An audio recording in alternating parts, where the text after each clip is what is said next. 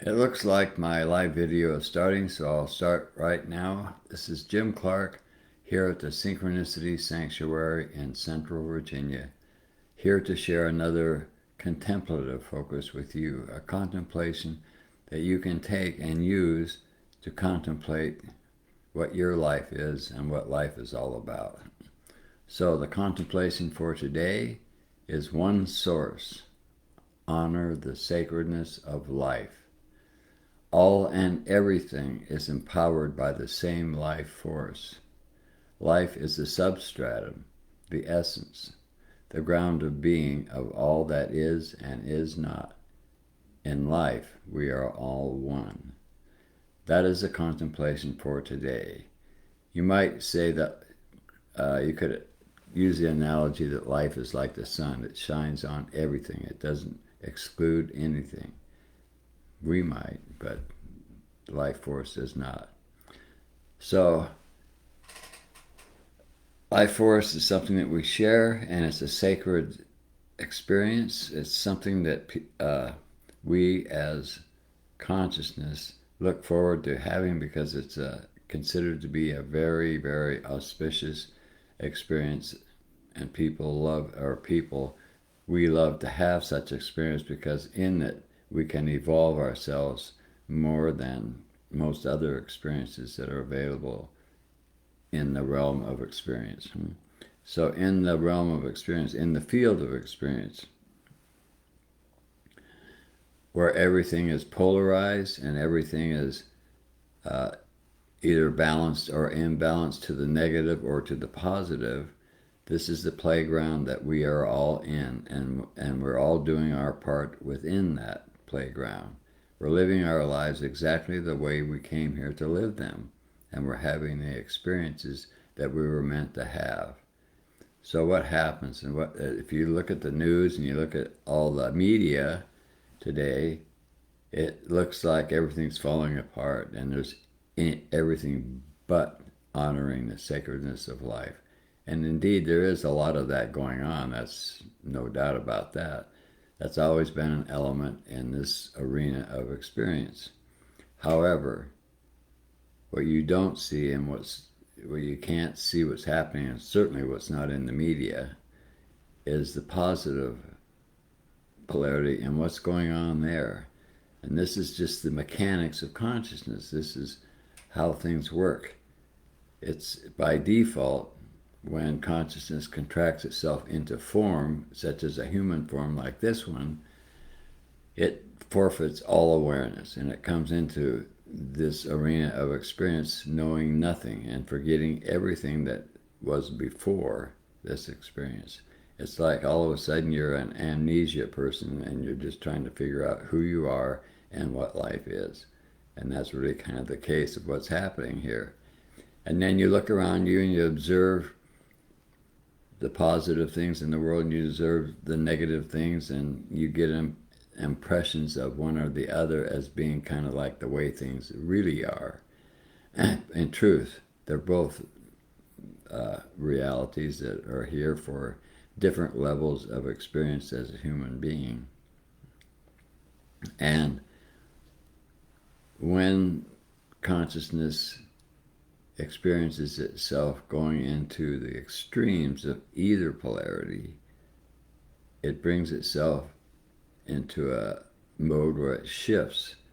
An extreme negative polarity, the extreme contraction, where the sacredness of life is not even recognized by most people in the world, will create an impulse that drives the positive polarity to start to expand in people's awareness. And this is exactly what's happening now. It's bringing kind of like a global condition of fear to a point where people are going to consciously or unconsciously open up to the positive polarity. And that is exactly what is happening. Something that my teacher often told us. He said that consciousness is orchestrating this show. And in conjunction with that, he would say, the message from Source is trust and watch. So it's just doing its thing, and we are that consciousness. We get all wrapped up as a human being with our identification of being a single, isolated human being with all the dangers to life that we can experience as a human life. And yet, the truth is, that's the illusion. The truth is, we are the life that's animating this form. We're the life that's in the form, using the form, but we're not the form. When the form goes, which we call death, when that goes, we go on. We just move on to the next experience that we need to have for our continued evolution, because we are consciousness honoring the primary intention in consciousness in ourselves to fully be ourself, which is to fully be consciousness, to be aware that we're conscious, to be consciousness and be fully aware that that is what we are. So in order for this to be accomplished, in order for this to happen, we have to go through the opposite experience, and we cycle through that for however many lifetimes we need to until we're so full of that experience that we don't want any more of it. We've had enough of it. We've experienced every possible I am not experience, a negative experience that one can possibly get to, and then it shifts and we start to move towards the fulfillment of this primary impulse in consciousness, this primary intention, and we start to, our awareness expands. Teachers show up, masters show up, gurus show up, and we begin the mystic journey. The holistic model of reality starts to come alive, and we become aware of it as the truth of what is. And so the connectedness of everything, of everyone, and everything in existence becomes more and more apparent and becomes more and more validated within the illusion. Like you could use quantum physics as a good example, as one part of science, which started off with a purely mechanistic and materialistic perspective, and now is gradually evolving itself more and more to the world of the quantum world, where everything is connected and the behavior is not the same. So we have both simultaneously happening at the same time, and that's the way a polarized world of experience works. You don't have all of one or all of the other. You have a balance between the two. And in the fulfillment of the intention to fully be ourself, we are positive polarity dominant. And that is the gradual process that we evolve ourselves to, from daily meditation, from learning the holistic model of reality, from exploring within ourself such contemplations as this. And as we do this, we begin to become more and more aware of our own ground of being, our essence, the life force that we are. And that is an energetic experience that comes into our awareness, and it carries with it the truth, the love, the oneness that is all and everything, that exists everywhere. And so our experience of life at that point begins to shift radically, and it's no longer dominated by fear, although there's still fear there.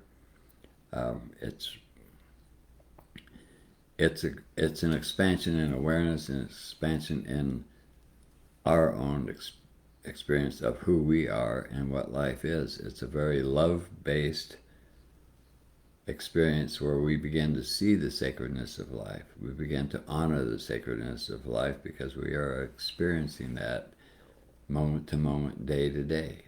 And in that experience, of course, it just makes sense. And what goes on in the world in the other extreme doesn't make any sense at all, because you realize that every act of violence that's committed by one human being, that person is only shooting themselves, or they're hurting themselves. And it's kind of a twisted kind of a show, right? So it's but it is all orchestrated by consciousness at a holistic level that's far beyond any one individual, unless you are very evolved.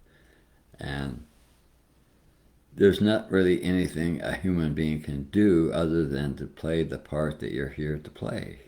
And if you're evolved and you see that sacredness of life, you spread that word and you encourage people to do just that, to realize that life is sacred and to honor life and to practice forgiveness and things like this, where love is the primary focus and inclusion is the primary focus of your life.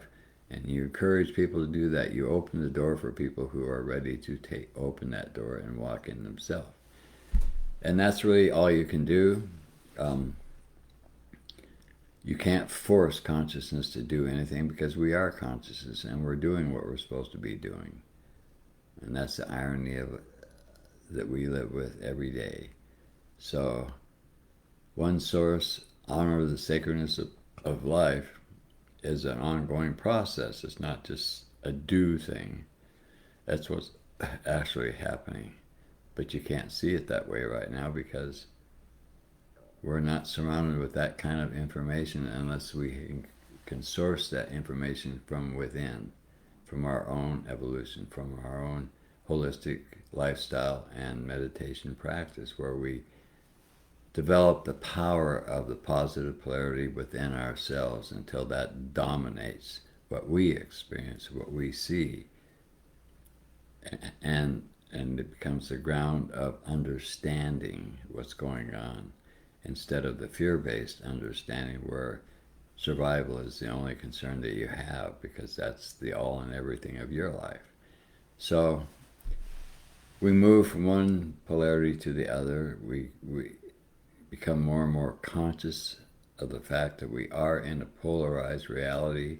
We become conscious that much of reality is an illusion, even though while we're in that reality, it's a very real one until it ends. So as we become more expanded and more aware, and we encourage people to take on something that will help them expand their awareness and grow their and evolve out of a negative polarity dominance to a positive polarity dominance. That's really all we can do. We are the expression of that intention. And it's not that we're forcing anything, we're just encouraging it.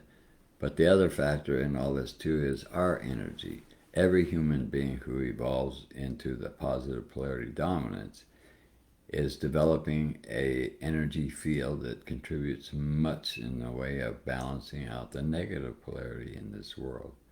And that is the unseen and relatively unknown part of what's going on here. And the power from say, our teacher, who is very grounded in an extremely subtle experience of consciousness, had a lot of power, and his presence helped balance out much of the negativity in the world, as there are many people like him in the world who are doing just that too. You might say that is the mechanics of consciousness as we see it from the other side, when we see it from within illusion. So that's what I wanted to share with you today. One source, one consciousness, one life, and honoring the sacredness of life is what we're here to do. And put in other words that my teacher shared with us many, many times is that we are here to learn how to love. And to love, you must be connected to your heart. And to connect to your heart, you must get out of your mind. A busy mind blocks your access to the center of your being, to the ground of your own being. And once you get that mind to quiet down, and once you develop enough positive polarity within yourself, then it's possible, in fact it's inevitable, that you will start to experience the ground of your being, which is the same ground of being of consciousness. And that power grows within you, and that's what drives you from there on. And it just gets to be too good to ever turn back. So one source honoring the sacredness of life is what I would share with you today. And I hope this has inspired you or helped you in some way to kind of realize that you're in good hands and to continue to do what you're doing if it's something that is growing your awareness, if it's something that's adding love to your life, if it's making you more loving, then you're on the right path. So that's it for today. I'll be back again next Monday to share another contemplative focus with you. Thank you so much for watching today.